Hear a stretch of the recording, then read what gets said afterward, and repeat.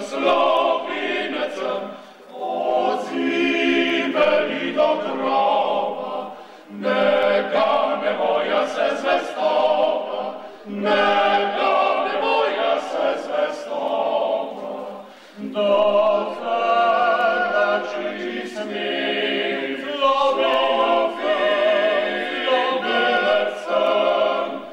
da vse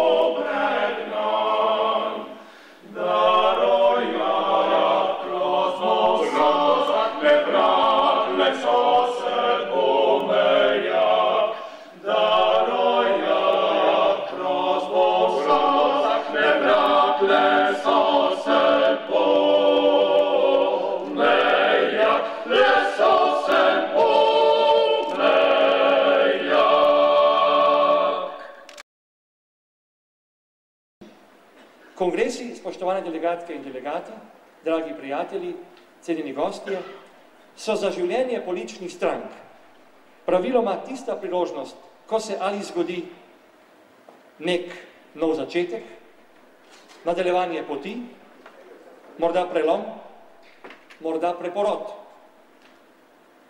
Kaj bo danes? Kakšen bo današnji kongres? Jaz čutim, da je prelomen. Jaz čutim, da je prelomen zato, ker nadaljujemo neko pot, ki je bila začeta, kot je bilo povedano 12. maja 1988 v Unionski dvorani v Ljubljani.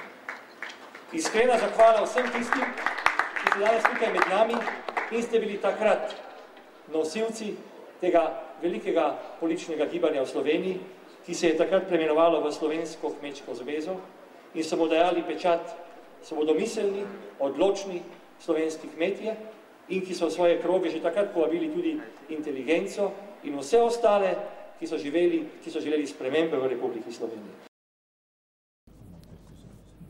Spoštovane kolegice in kolegi, cenjeni gostje, predstavniki medijev. Naj vas tudi jaz prisrčno pozdravim in vam zaželim dobrodošlico v Slovenski ljudski stranki. V sredini toplih in prijaznih ljudi, kjer boste našli številne uveljavljene posameznike in obetajoče mlade talente, prijatelje in znance. Skratka, v ustvarjalni skupnosti, ki je skrb za sočloveka in blaginja vseh, brez nepotrebnih delitev na prvem mestu. Prepričan sem, da moraš za uspeh ne le verjeti vase, ampak odločitve sprejemati premišljeno, brez preračunljivosti in v pravem trenutku. Ne prej, ne kasneje. In takšna odločitev, kot je kandidatura za predsednika stranke, se tudi ne sprejme sama zase. Sprejme se za dobrobit in blaginjo vseh. In predvsem to bo vodilo pri mojem predsedniškem delu, ki ga bom upravljal predano, odgovorno in po svojih najboljših močeh. Kot Slovenska kmečka zveza in do Slovenske ljudske stranke, kakršna je danes, smo prehodili dolgo pot. Smo stranka z najdaljšo zgodovino med vsemi strankami, saj smo dedič 100-letne Slovenske ljudske stranke, obenem pa prvo ustanovljena politična stranka po drugi svetovni vojni v Sloveniji. Danes, ko je politično vrenje doseglo vrhunec in ko je do naslednjih parlamentarnih volitev le še leto dni časa, morda tudi manj, vam v imenu vseh zagotavljam, da bo Slovenska ljudska stranka tudi v prihodnje ostala. S srcem za Slovenijo.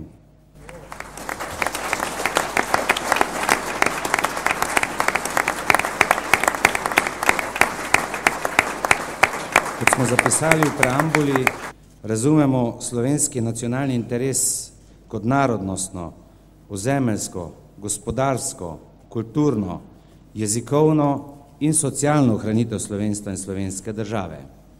V okviru reševanja odprtih mejnih vprašanj z Republiko Hrvaško pa velja na tem mestu odločno upozoriti, da se v zemlju in morju, ki je bilo na dan osamosvojitve 25. junija 1991 nesporno slovensko, Slovenija ne more in ne sme pogajati z nikomer.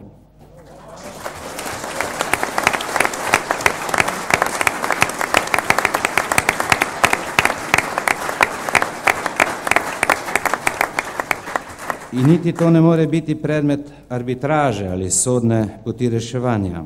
Na dan osamosvojitve je bil nesporno slovenski celoten Piranski zaliv, Slovenija je imela neomejen dostop na odprto morje, slovenski so bili zaselki na levem delu Dragonje in zemljišča na levem bregu Mure pri Hotizi.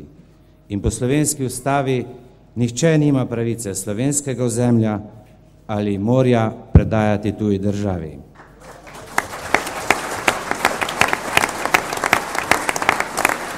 Velikokrat smo že povedali, da si prizadevamo za dokončanje privatizacije, ki je potrebno izvajati pospešeno in pregledno ob ohranjanju ključnega premoženja v slovenski lasti. Prost pretok kapitala, ki je sicer evropska norma, ne pomeni obvezo prodajati družinsko srebrnino. Država mora poskrbeti, da bodo strateške panoge, kot so bančništvo, zavarovalništvo in še nekatere druge, ostale večinsko v lasti domačih pravnih in fizičnih oseb, morda tudi kot kapital za pokojnine sedanjih in prihodnjih generacij. Ljudje ne bodo zaupali svoji državi, če bodo verjeli, da se njeni voditelji v okviru svojih pooblastil ne borijo le za gospodarsko uspešnost, pač pa enako tudi za socialno pravičnost. Naša stranka v razvoju in spodbujanju kmetijstva prepoznava velik gospodarski potencial. Prihodnji razvoj kmetijstva v Slovenski ljudski stranki vidimo v krepitvi kmetij, ki bodo sposobne postaviti jasne smernice kmetijskega razvoja v Sloveniji. Prizadevamo si za proizvodnjo kakovostne in zdrave hrane, za kmetijstvo, ki ohranja kulturne in etnološke dobrine, s posebnim poudarkom na ekologiji. Ena od prednostnih nalog mora biti tudi vključevanje kmetijstva in podeželja v celovito turistično ponudbo. In nikoli ne smemo pozabiti pomena, ki ga ima kmetijstvo za ohranjanje poseljenosti podeželja in za ohranjanje videza kulturne krajine.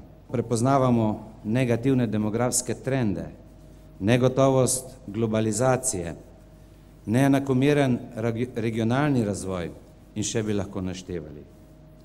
V Slovenski ljudski stranki smo se pripravljeni s temi problemi soočiti in poiskati prave odgovore na te izzive.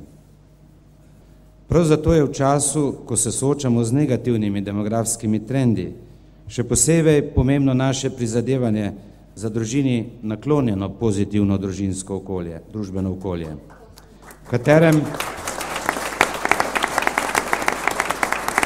v katerem se bodo posamezniki s ponosom odločali za družino. Kljub vloženim številnim naporom, naš cilj, to je bolj skladen razvoj Slovenije, ki temelji predvsem na razvoju osnovne infrastrukture v najbolj nerazvitih območjih Slovenije, še ni v celoti dosežen.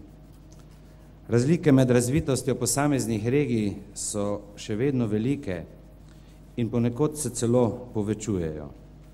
V Slovenski ljudski stranki bomo v prihodnje še močneje podpirali razvoj regionalnih središč